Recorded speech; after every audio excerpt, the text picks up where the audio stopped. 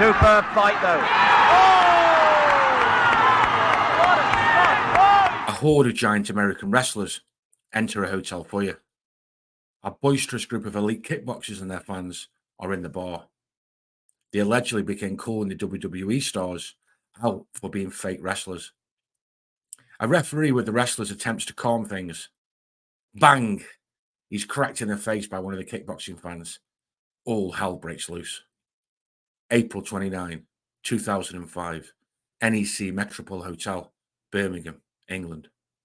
Four-time full-contact kickboxing champion, Kash The Flash Gill, had just finished another successful charity night at the hotel. Around 20 of the kickboxers and fans were in the hotel bar having a drink. At the same time, an entourage of giant superstar WWE wrestlers from the Smackdown production strut into the hotel, having finished a show. For those who have no clue about wrestling, let me give you a breakdown of some of the American wrestlers that were there that night. Dave the Beast Batista, a former nightclub bouncer and bodybuilder turned superstar wrestler, 6'3" and around 18 stone of juiced up muscle. The Demon Kane, real name Glenn Jacobs, around 6'8", a real powerhouse who later went on to become mayor of Knox County. Chris Benoit, stocky, squat pitbull type of technical wrestler who sadly went on to kill his own family in a murder-suicide scenario. It's believed that he lost his mind due to painkiller abuse and mental health issues. Chris Jericho, athletic former hockey player turned wrestler, famed for his arrogance and had plenty to say after the event. Vicsera, Mark Emery, former world's strongest man turned wrestler, 6'5", 6'6" maybe, 25 stone plus giant. And Triple H, married to the founder of WWE, Paul Levesque, around 6'2", and another powerhouse who, for a lot of his career, was well jacked up around that time on roids. Now, you can imagine the scene in the bar with that type of crew and another 15 or so along with them on one side drinking. Then on the other side, 6'3", wiry, super fit, Kash Flash Gill, middleweight full contact world champion 4 times over, and his entourage of supporters and fighters all enjoying a drink at the bar as well. It's fair to say that's some scene, and I wouldn't have mind personally being a fly on the wall. Much is made out about wrestling being fake, but factually, that is correct. It is rehearsed and fake. But although it's fully scripted, it's notoriously difficult to get into it at the elite superstar level. And it's one of the toughest sports out there without a doubt. Big wear and tear on the body, grueling schedules, and a hotbed environment with many of the athletes coming from tough fighting backgrounds who at least have a certain level of actual skill in wrestling.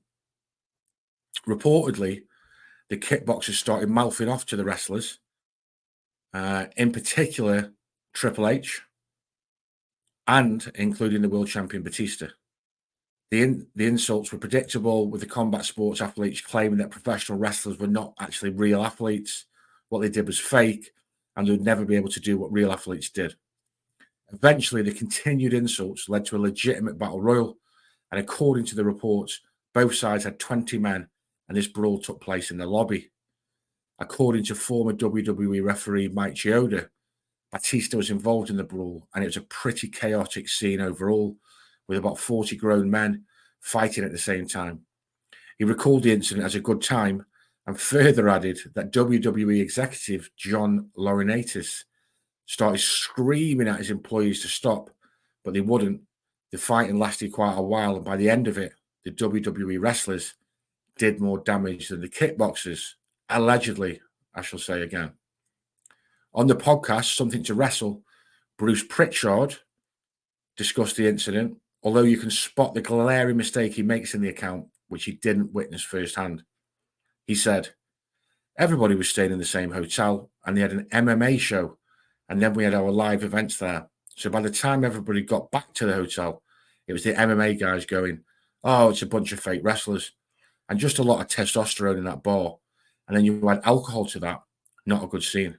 And it led to one guy calling out one other guy, to another one backing him up, to someone else backing them up, to eventually, and I was not there, but I heard from people who were there and part of it, that they eventually got out into the hotel lobby and basically kind of squared up on opposite sides of each other. The MMA guys threw the first punch, and it was on. And it didn't last that long, because as legend has it, the boys subdued them. The hotel security had already called the police because they saw what was going on in the bar. In the bar, there was a lot of F you, and let's go outside and let's do this. So there's a feeling from the hotel security that something was going to happen. So the police were on their way. It wasn't like they had the fight and we're going to hold them down and phone the police and you wait for the police to get there. They were already on their way. So by the time the fight happened, the police were pretty much there. And on all accounts, keep in mind, the only accounts I heard were from our side, was that the WWE guys pretty much dominated and took them down at will and did what they needed to do. And the police all got there and separated everybody.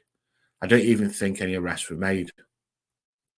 The only actual wrestler who was involved, I have heard speak about the event, was naturally the loud and brash Chris Jericho, who said in a podcast, he, the fan, was being obnoxious. So H, that would be Triple H, ignored him and got onto the lift to his room.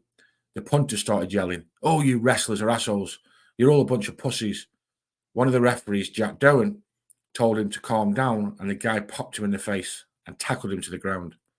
I dropped my bags and ran to Jack's rescue. Bald boys, friends, that would be one of the kickboxers or supporters, he alleges, rushed over to help him. Our guys ran over to stop them.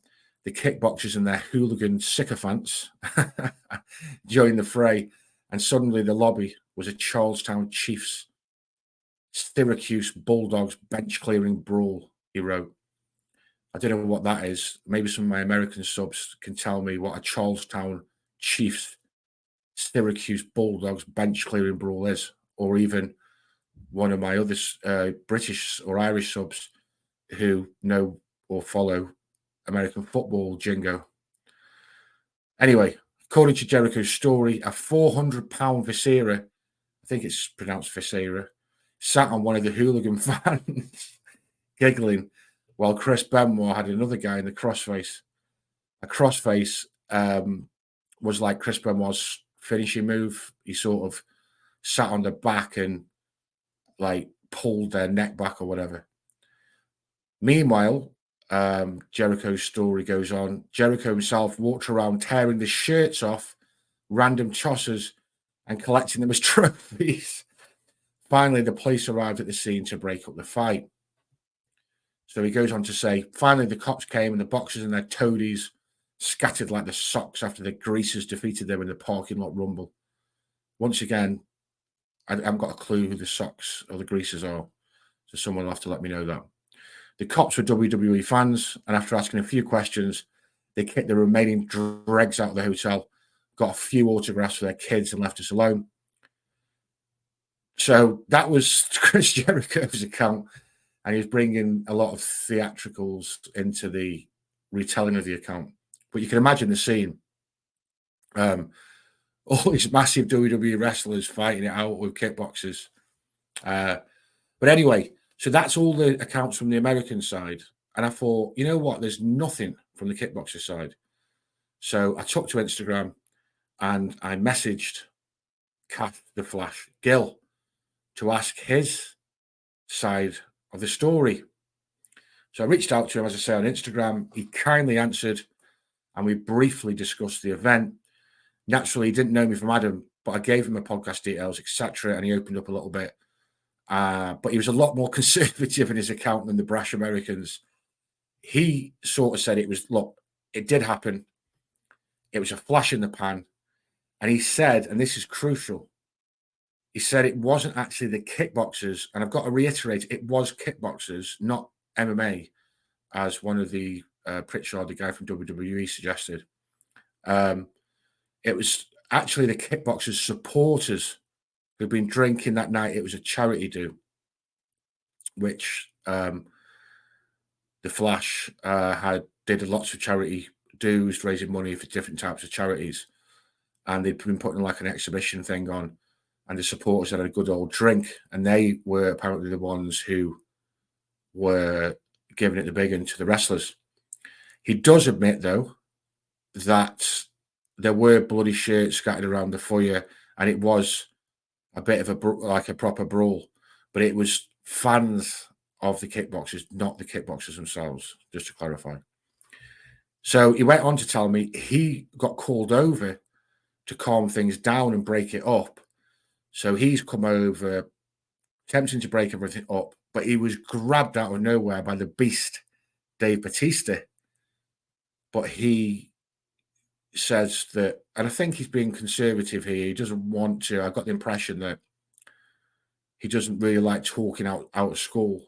But he said basically, look, he dealt with Batista. He shoved him off and was going to go to town on him, but was pulled back by 4 or 5 people in the entourage. And that's when the police turned up. So not as dramatic as the American version events, but possibly more accurate. I'll leave you to decide who was telling the truth. But I've got to say, it was definitely lucky for the kickboxer side that the legendary Haku was not in the wrestlers' camp. Now, this geezer, if you don't know him, Matt Legg recently did a podcast on him. And Matt, ex-pro boxer, had loads of street fights as well. He knows his stuff. And he says that he reckons Haku would have done the lot. Lenny McLean and all the big hard men from this side of the water. He rates him like the toughest street fighter at all. If you listen to some of his stories, they make brutal listening. I'm talking like pulling people's eyeballs out, biting chunks out of them, smashing up big firms of people. But he's, ironically enough, comes across as a really nice guy when he's not fighting. Anyway, so they're lucky he wasn't there. But I'd say if it was a straight fight between elite kickboxers and WWE wrestlers, you'd have to put your money bang on the kickboxers. But that being said, the sheer size of the wrestlers, if they get a grip on you and take you to the floor, it would be a hard night's work for anyone. What I would say is, and what's a little bit of a clue and a giveaway maybe, is the fact that Chris Jericho in his account talks about a big Baldy as one of the kickboxers. And he sort of intimates that he was overweight. And, well, that doesn't sound like a kickboxer to me. That would suggest it was fans who were probably a lot more likely to be the ones. I wasn't there, so I can't say factually, but I would imagine they'd had a skinful and were doing a bit of Mickey taking out the wrestlers. And the wrestlers, and let's be honest, they were massive. These wrestlers, Scott Kane, Mark Henry, and all that, and they just made short work of them probably.